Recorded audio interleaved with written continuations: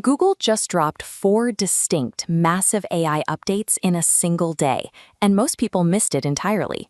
This chart breaks down the tools now cluttering Google AI Studio: new models, updated notebooks, and video editing.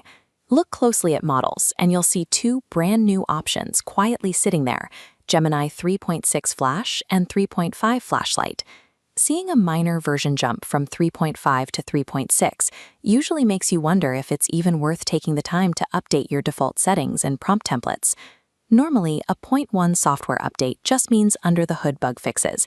You update your phone in your sleep and never notice the difference the next day. So the question is, does a bump to 3.6 require you to tear down your existing AI workflows and build them back up from scratch? We're going to strip away the marketing noise and look strictly at the practical, side-by-side utility of these new models. Ignoring this change today means falling behind those who are already testing these new multi-step capabilities to handle work you're still doing manually. This matrix compares the legacy 3.5 Flash against the new 3.6 Flash. Looking at the first row, 3.6 Flash has 14 extra months of knowledge.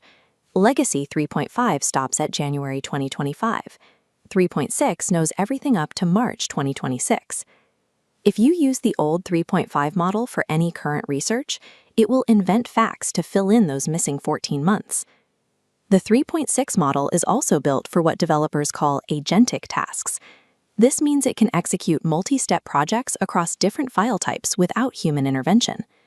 Instead of a reactive chatbot giving one answer, it operates like a worker on a checklist. The task execution row shows this perfectly. Hand 3.6 a video, image, and document, and it processes them all in one continuous workflow. But there is a direct trade-off. To get the AI to work autonomously, you have to write highly specific, rigid instructions upfront. This chart shows the relationship between your setup time and your future payoff. High upfront prompting effort leads directly to significant long-term time savings. Nailing those strict instructions early is what stops the AI from wandering off topic when it's 3 steps deep into a complicated sequence. The model's larger context window is what allows it to hold on to these complex rules from start to finish. Between the expanded memory and the extra 14 months of recent knowledge, switching your research and content tasks over to 3.6 Flash is a requirement. However, 3.6 Flash is not a universal solution. If you try to use that much intelligence for simple, repetitive processing, the system bogs down under its own weight. Which brings us to 3.5 Flashlight, built specifically to execute hundreds of basic tasks simultaneously. Look at the resource load row. It sacrifices heavy reasoning to process massive data points at a fraction of the cost.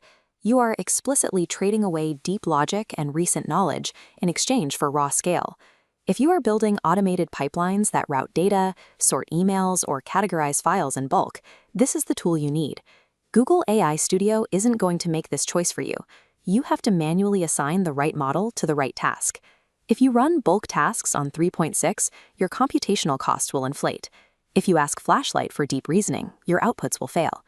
Let's map exactly how to assign these models into your actual daily operations. This decision tree shows how you should route every new project before you write a single prompt. For deep research, strategic planning, or complex multi-step workflows, 3.6 Flash is the clear winner. Anyone doing content creation or planning needs to abandon the legacy 3.5 model immediately. If your project involves high-volume data extraction or routing hundreds of basic items, you send that straight to 3.5 Flashlight. And if you need strict analysis based entirely on your own personal data without any risk of hallucination, you move out of the models completely and use Gemini Notebook. The practical reality here is that legacy 3.5 Flash has no remaining utility for your everyday tasks. It is effectively dead. You need to go into your accounts, update your saved prompts, and rewrite your standard operating procedures to point to these new models today. Reading about these updates is interesting, but the true operational advantage goes to the people who test and integrate them into their businesses the exact same week they launch.